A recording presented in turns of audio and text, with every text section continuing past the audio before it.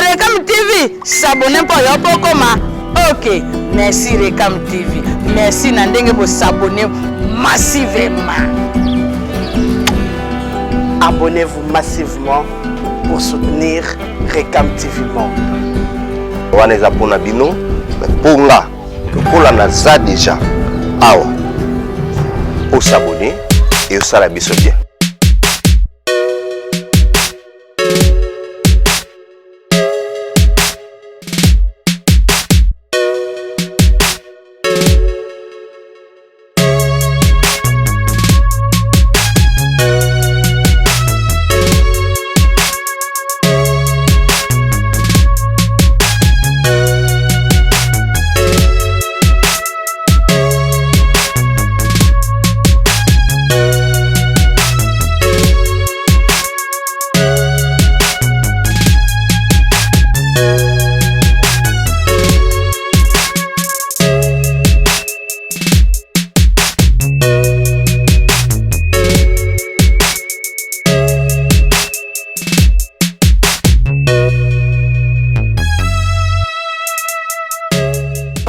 Merci beaucoup de votre confiance sur la nature de la presse et tout à fait ça a confiance faire voir dans la qui non ça le stade bien encore on fait ça madame Recam TV et papa Bona mon papa moi je t'aime bien merci beaucoup à Nassima Caméra on a Gilio on a aimé bambon aimé dollar pour mon toujours le bin merci beaucoup encore mon collègue moi Beni Diogo et Elia moi c'est Zambie je te salue bon on se maman ça la ngapela ndi bobesi na luka bino coq qui mikolo azana actualité polémique yé musique yé finga yé babiye mikolo azana aza partout et bidé siko yé mo zo minga ata wapi donc vous avez pu lever na répétition na fiki na ma fois est-ce que répétera vous allez na personne na bonjour les coq oui bonjour mon frère bonjour bonjour ouais ça va par la grâce de ça va.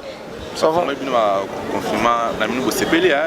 Si, bien sûr, tu sais, le biso moko pambate, le domaine mousoupé, tu as qui vraiment bloqué, mais quand même, Dieu a fait grâce que tu as envie et puis te reprendre l'activité na biso. Donc voilà, Dieu grâce quoi. Donc voilà. Bon, tu as vivre na biso comme d'habitude, mais tu as toujours respecter les gestes barrières. Et puis deuxièmement, vivre et comment qui na moi le lenge mususu parce que moni ko la confiné et ça na moi la réalité na ngo zomona donc tu na vivre na biso na vie sociale tu banda ko vivre vraiment bien mais sauf que tu as privé na ba sentiment mususu on est ba conseil na domaine nga ba consort et tout consort tu banda ko betate même ba répétition et même tu as na séance mo to kuta na ba fanatique na biso même ba émission comme na biso problème voilà mais maintenant ça va Dieu a fait grâce. Le tout ça déconfiné, tout ça qui n'a pas reprise d'activité, donc tout ça on a bossé pour te reprendre l'histoire à zéro parce que pratiquement 5 mois. On va en parler donc voilà ce qu'on est. Tout ça pena wana pour na ko zone sa activité na biso. OK le coq séance ba studio. Ça na carte studio tout na mito za zo répéter non. Non tout ça na tout toujours combiner tout ça en cheval. Tous en la répétition, tous en la studio, tous en la concert. Voilà, donc actuellement déjà, tous en la séance de répétition, tous ont préparé déjà premier concert, le premier débarquement après déconfinement. Tous en awa, tous en podium libanda, tous en a cadre barbecue, donc tous en vendredi le 21 août. Le vendredi oyo, le 21 août, les coqs chantent à Ozala, on a artiste naïe. Tu as un concert pour nous concert thème concert plan c'est-à-dire plan et ça concept grand frère mo basala na mikili balinga ngai pe na part nanga et ça concept ba yemba pe nzembo nango ba yembela pe na biso ba yibinga ba plan nzembo ya Jani mango mana pichu kimana donc ça veut dire ba yibo ba plan nga ba yibanga de ba plan kala yango la suite pe concept wana naza nango nga ba yibanga ba plan pe ba plan kala basé belé ba yibanga ba plan basé belé ba yibanga ba plan basé belé ba yibanga ba plan basé belé ba yibanga ba plan mais ba fango ba yibo ba plan si le peut mettre le son bango to le la ka ba yibo ba plan pe position na yo ti na maison mère et ba na télé cette ko ko za misa maison mère to za banda maison mère to ki na ngane ko senga featuring na Weranson je sais pas c'est-à-dire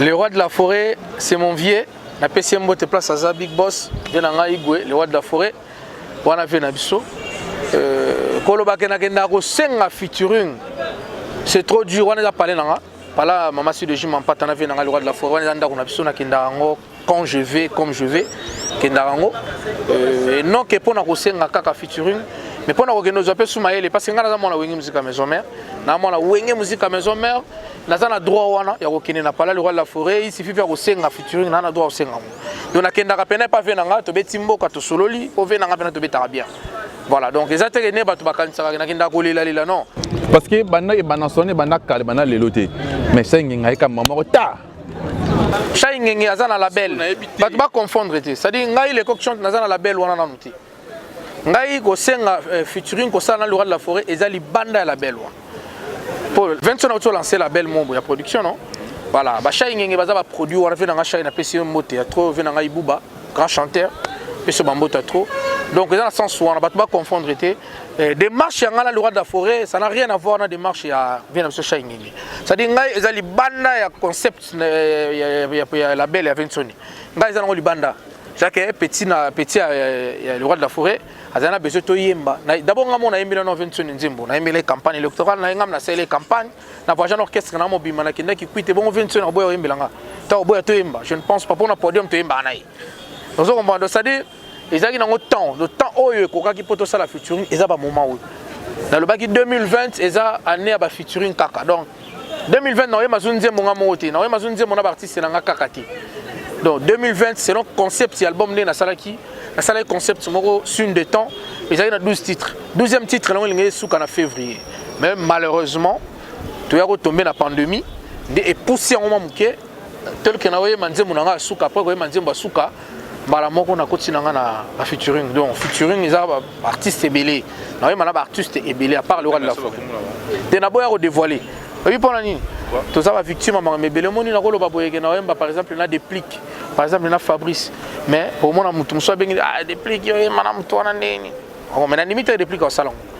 Mais il y a dévoilé.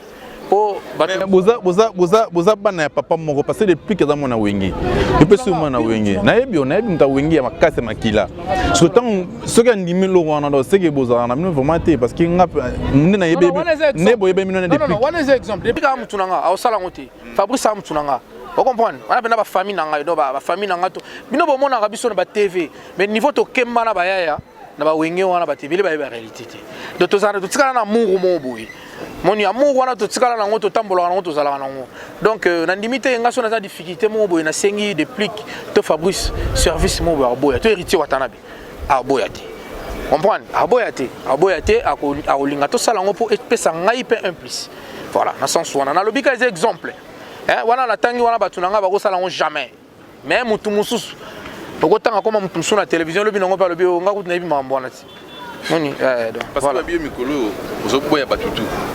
Non, non, boya batuté mon frère. Tout le monde est vérité. Ça dit tout le monde est vérité. Vérité les.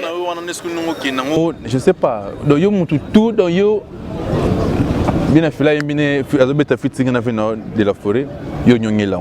Eh, bon nyongela c'est trop dur. Balobi le coq a lobby que non a regretté ma kasi.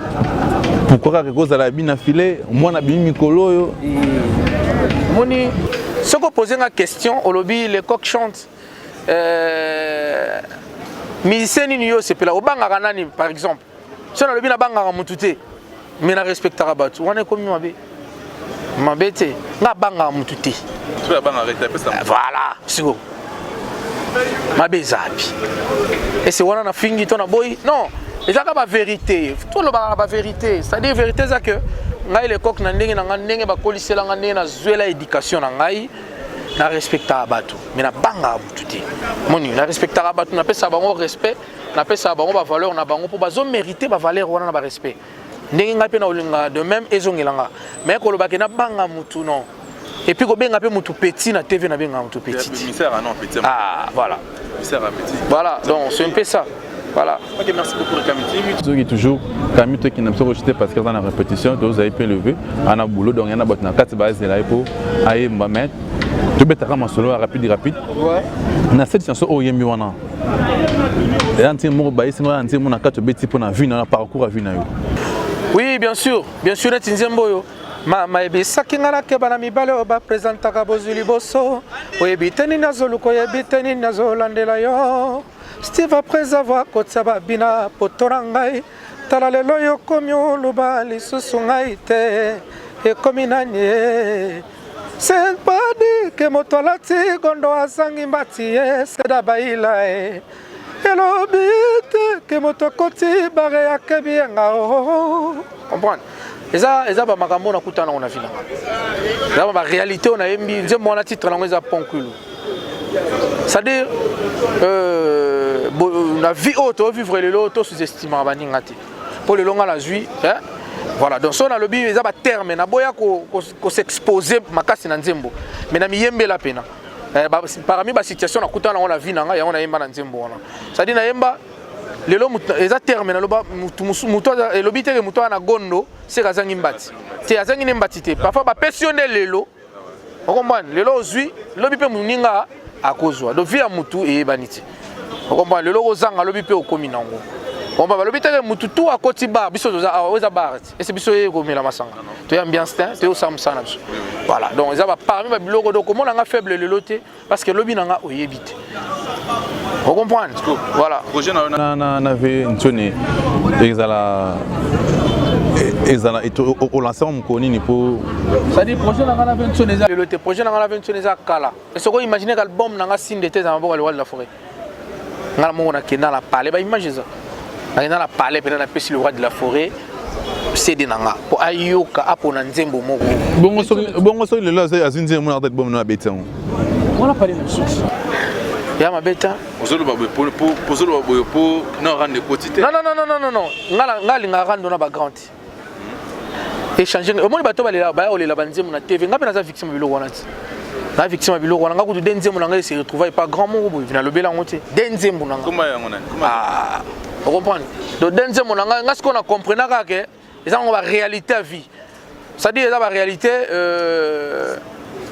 na mona ki ngo normal mais na se ressaisir kaka cette fois-ci na osala subere randing wana ti moni na osala subere randing wana te que prochainement na ya suboye banzembo tout anaka esala boye quelque part esala vraiment bien te mais pour nanga mutu o azolela lela nzembo c'est que asuki to c'est inspiration za sute ngape na komaka na sombaka ngana nyonso ngaza chanteur interprète compositeur tout donc ngala sombaka na interprétaka na bongisaka na komaka pour ngala yemba nzembo ne ba elingati do ba parole na solo na o ne na o solo bo ba ebi do so elinga nzembo na oyemba ngondenge na zuelité donc on se retrouve maintenant na mutu nzembo na yoke bi mananzembo mususu na ndenge mususu donc na sala ke fort wana po moi monotonie ezalati mais ba parole ba edaka biso pour na to évoluer peut toujours na ba œuvre na biso. OK, merci beaucoup. Par rapport à la musique na biso ndenge ki na mboka bino ba jeune oui sika bozala pe bozala et que ndenge ni musique on to bolaka isika moko toto to me un peu commentaire musique qui est bien temps oh tika vous para na pesi vena nga Gilles Ntsana na Nairobi vena nga Gilles Ntsana na pesi bambota trop vraiment vena nga Lufombo Bass na pesi pe mbote et puis grand prêtre Jojo Mandi qui m'empata pesi pe na ba respect bambota trop vena nga Medem Pata fils d'Abraham et vena nga Blaise Mboko baloba nga ka eloko ce qui est single ba vérité faut ba vérité hypocrisie et aramabi ça dit ngane na boye na yebi ke musique na biso ki ni mabe makasi musique ke mabe banano na ba structure ya musique yango moko mboka na biso tozana ba salle mythique piraterie paille au salle dépense ya nzemo moko ya $3500 banana clip audio promotion auquel ba 4500 ba oterango 100 francs congolais. Vous comprenez? Les coqs chantent dans le studio et passent un plus jazz, na pession mbote simple. Na bandal séance $400. Au sali ba séance nzembo tout na ba clip na banye lio $4000. Au ba oteke la yo en 100 francs. Au bongambula. Donc partout dans la musique est mabe. Thomas Karate et que faux makasi. Il y a quoi sur les sous dans beaucoup de producteurs bazala lisuté et puis il y a quoi sur biso pe artiste tozo baluka ka place moko to baluka ka place moko ce que faut pas s'attendre nini il faut que ça conseil moko boye na gouvernement na biso asa eloko moko o peut-être et sunga bino pe ba musicien pour lui pe vraiment na information ça eloko na yo moi informer bimi ba ça la structure ya bien basala biso ba studio ya bien ya l'état to futaka moins cher basala biso batala biso likama piraterie bacha biso pena poa likama piraterie et puis likambo ya ba structure oyo eza ba norme oyo ko sunga ba artiste tout ça ba millionnaire mon frère to ba millionnaire nena ba le koktion na mis album soit na misanze mon moko ka ona obimisa tuko kiyungulu tout ça 80 millions d'habitants so to sombi kaka CD moko na $1 moni vina nga ndenge bongi mais biso awa ba otekelo nzembo na yo moko na 100 francs congolais so 100 francs na so kangisa ngo po ko ma $5,000 oyo bimisi konini yango ma ba misie ba koma ba mandian nzembo moko kaka 70 mabanga na kati po so beti $300 ta mo 200 fois 70 on moni melo mo album ezana nuto bakala mingi album na ngasi na bimisaki album na ngasi de temps sina na bimisaki on na bimisaki progressivement na bimisa single moko album c'est bima 12 titres mais na bimisa nzembo moko pona zo temps et ça na en promotion voilà na 14 février 2020 c'est notre bimisa générique moko machine à voter yango nde ya kokutana pandémie mais awa na obimisa rumba ya suka po to clore le solo ya signe de temps eza kiyungulu on a embelvé na ngamoko Amede Mpata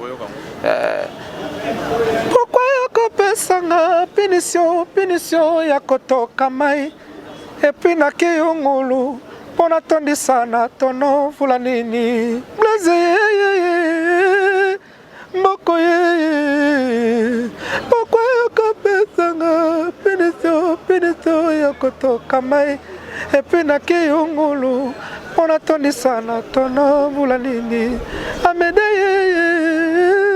Mpata mokola liboso na monaki yo miso na ngai esopanaki soki ya moto mpe etelemaki motema na ngai etondamaki na esengo moto mobimba nalali te nasali besoni mpo na yo sheri nabanzaki oza remplaçante ya mwasi oyo apesaki nzambe kaka oyo aza na yango to mpe prophétesse so nakei nango mingi bamiyibi bakomona bango na tv oyemba boye ekomi lobi yanga oyembaka bien oyembaka bien siko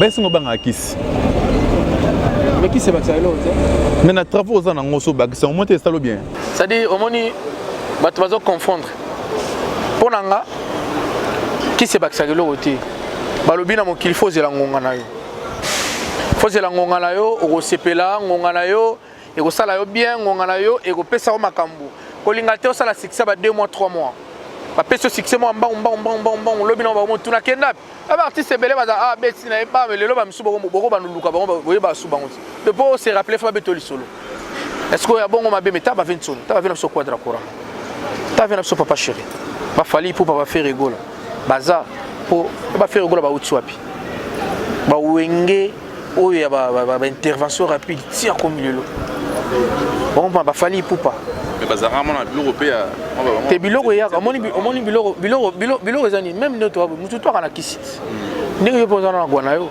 tango avant bimana tango belela nzamba sani de na be mission nga tout moko ratete e ko mateki invité na benga to sala herbe ko mo benga ngao de na boye ona benga isota ya mati te na lingi bongo te na lingi so na bimana sala 5 émissions nga funa enregistrer 5 émissions c'est ça kisi ngwana kisi nzamba pesa eko kisama oyo lingi nga lingi be mission nga batala on a linga pe nga na beta 15 000 vies c'est ça kisi ngwana so kisi wana ezo correspondre bien à temps so itana yo ekoki au moins que kisi wana le loso to lobi oui bato ba équipe so na yemba baze belé na ba palais zoka kisi pesa eto ça soka ça makambo so do sala a sala ngote bongo ngana eko kisamite faut bima boye obundi olela mutoki na zo tanga nzamba otala charge aux en nzamba otala souci na orchestre belé loyo bazorata ata production mo ti obeta consommer les coco beta ba nga beta trop donc ça dit ba concert no beta wana je sais pas un succès nini kasi yango ka ndo yemaka no ka ba zoom mo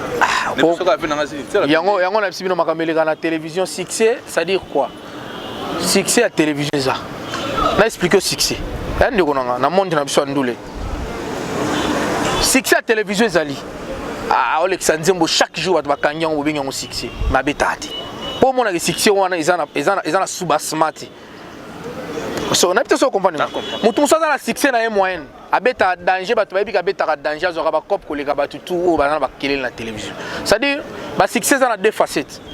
Mutu muso na succès na ya télévision bato bamona na TV basepela na banzemu na izo beta wa yango ndesi subasmizati. On comprend. Là le coq chante na yango na lobaki na zela rangongango nzambe apesa mutu to azana souci wana. Nzambe apesa pe wana. Nzambe alakisanga déjà mais na pesa au déjà. Pour na betaka. Na sala ka voyage na betaka na do ba mission na kutozo lo ba na to yebani po ba lo ba ndako la lati moye beski tangaka izala ati c'est-à-dire ngala souffra na concert na net semaine na so na 7 concerts donc on a bêti le 21 na bêti le 27 na bêti le 30 le 29 na Tchétché na bêti le 30 na bêti le 7 et ce qu'on comprend non ce qu'on comprend que ba section et puis ba concert ba podium à Libanda ba concert ba podium à Minini. Mais ce qu'on a dit en réalité, la télé, oui, promotion c'est bien pour la visibilité. On a trop beau mais souvent les petits veulent arrêter à Miss Rolo à souffrir. Je ne pense pas. Les petits veulent papa chéri. Non. Faut comprendre la réalité. Papa chéri. Comment c'est va futur ni mon télé. Les petits papa chéri. Par exemple, ne ba vient biso na siba vanda, ba vient na ba pied sur terre pour comprendre rien ça passe. Vers Nginda, personne Nginda. Le lo vient na biso redia misa chali baya pena. Baby génération ni ba ya ba cadre kaka. Pour kanga génération ni mo. On comprend. Si ko biso ne ba bilo to linga ngwana. Na lingite lobi na beta na sa succès mo 2 mois 3 mois. Na leku na personne nze monanga so ba tchango na ba makelele bolongo la ngote. To lingi ba succès pied sur terre. Do ça dit na tikala. Ata lobi na ngona za nga so invité. Mais ce qui va dire que bato bazo sangana ba osepela to beta le ba merveille du passé to beta banzi ma vena biso king kester to beta banzi ma vena biso ba lutumba etikala. Ok, merci beaucoup qui est dans rechuté mais ça c'est que nous c'est tout le temps aussi répéter nous nous le ba pour la musique na musique comme pour la émission en tout cas eloko ngana ko loba pour la musique na biso biso ba jeune o toujours ya to ba ka respecter mikolo to ba osala musique yango bien musique ezaka moko o to sala ka biso nyonso to ba ka respecter mikolo et osala bien pour na biso to se respecter pe entre nous hein et pesa biso valeur et tombola sous musique na biso et voilà pour na ba fanatique na nga tout bato to balinganga programme na nga eza chaque mardi vendredi awa na la FICUN la foire internationale de Kinshasa référence eza deuxième porte à FICUN entrée principale. Tout ça na Balensec chaque mardi, chaque vendredi pendant la journée de la bandango 11h à 18h na Katsinanga. Et puis vendredi oyo, avant on peut ça dans programme. Vendredi oyo, na un concert au barbecue awa. Na beton li banda en esplanade boui li banda dans un angle de 16h30 à X time pour na OCP li sabatu. On a concert moko ba yibinga ba plan concept wana ba yibinga ba plan. Ouais, donc concept ba yibinga ba plan. Ngamo etalira ngama kambo. Donc c'est-à-dire concert on a baibinga ba plan et puis le 27 tout ça na balle des immortels na village chez Temba tout ça na balle des immortels na ozalawana na pesive na ngai José Mpaka Ikombembo tena vena ngarma buka pona choix ne ba portaki sur ngai pe na zala parmi ba artistes na ozalawana et puis dans un concert le 29 août. Désormais, chaque samedi, les amis de Bibo présentent les coqs chantent dans l'espace Tchétché, dans Super Lemba, chaque samedi. Ouais, mais dans Bandango samedi, il y a le 29. Donc, un grand merci à boss Tchétché Nanga, Kolo Tchétché. La offre, on a accepté. Les amis de Bibo présenteront les coqs chantent chaque samedi. On a fait Maman Bijou Bofassa. Bambota trop et puis les amis de Bibo Nyon sont a fait Bambote. Surtout que le 30, dans un concert na Blessing. Na Kasavu Bouana, aux Alawana, après les 7, dans un concert où il y a fait si mère Nanga Moro Mireille Yav, na Pessio Bambo a trop place aux Ali. Voilà, donc on a un programme dans la semaine, mais répétition dans NTV, nous avons NTV, tous il a toujours programme pour le jeudi, tous il a un programme, le bac après le confinement, après le 15, tous il a comme activité zone, je crois NTV peut être zone là. Voilà, donc on a quoi que le bapon a fanatique vraiment Bozela et le quoi sikezoya Kiyungulu Bozela la passion Bozwango Bosepela donc et puis na pesika bambote partout batutu balinganga les coqs chantent na pesibino bambote trop bisika bozwami notamment à Londres sona mona Londres place base à Makambo ezala mingi na Paris namoni ve nanga Julien Waka Bavaria na Londres, namoni ve nanga Eman Poi, ve nanga Blaise Tekasala na kati ya Londres, ve nanga Sugar Mungulu na kati ya Londres, et puis ve nanga Berger Ngungudi na kati ya Londres, petite sœur nanga Nadège Kimana la calculatrice na CNTV, na pesi bambota trop, na Paris namoni ve nanga Sylvie Sengudi ya Mama Jilingudi, et puis namoni ve nanga Alemi Batu mwana poto ya kala, ve nanga Louis Kipulu na kati ya Paris wana, donc Mama Sylvie nga la reine de tatou na kati ya Italie, la reine de tatou balobi septembre na kin et indaka kwa Mama Sylvie nga na kati ya Italie, la reine de tatou, la patrona, et puis na pesi Maman Brigitte Ndeke, Maman Brigitte Ndeke la patrona, peso bambota trop ve nanga fils d'Abraham, wana pena fo boire bango, ve nanga Amédée Mpata, fils d'Abraham, et puis ve nanga Jean-Jacques Soki, le directeur Jean-Jacques Soki, il y a Ozoye, sponsor dans l'émission, acheter la robe, Panorama Média na Sima, et ça l'a bien les sous. Donc, Jean-Jacques Soki, le directeur, Jean-Jacques Soki, le directeur, Panorama Média, et puis le président Blaise Mboko, on a Lemba, Blaise Mboko, on a Pession Mbote, chambre de monnaie petit à boulet, chambre de monnaie petit à boulet, Venanga Kati à Tongo, et puis Venanga 10, patron 10, Joe Issoul, le pétrolier. Donc on a pesé bien tout bambota trop bateau tout na imbila banze mona katsuana allez mi batu mona poto ya kala et puis allez makiache la référence de la jeunesse congolaise l'honorable Loumé Adoumale qui papa social maman Antoinette Kipulu et puis excellence Willy Ngompos bâton de Moïse donc tout ça déjà au CP la numéro à contact plus 243 89 83 70 297 donc plus 243 89 83 297 donc à CPLI merci beaucoup l'équipe Mobimane Bouye pour assister sur le long la répétition vraiment un grand merci Nabino merci beaucoup. Ok merci beaucoup Recam TV merci beaucoup na tout à la chance merci encore na Gilo c'est ma caméra et Aimé na c'est ma caméra on a passé une merci na image solo au bozora Jaro de la presse Recam TV Union sur la jeunesse c'est tu Recam TV elle est là bien fort donc elle est bien vraiment il y a trop tout ça toujours un bien moral et Zaka Moussalane et comptera toujours merci beaucoup à Diogo de la presse et Alfred de la presse et Chimène Diogo na pesi no mbote famille Diogo to mbote na bino na pesi encore Masalanga mon Saint Parquet et DJ 5 Sayal Landrin Zamba Kaluka. Bao au revoir.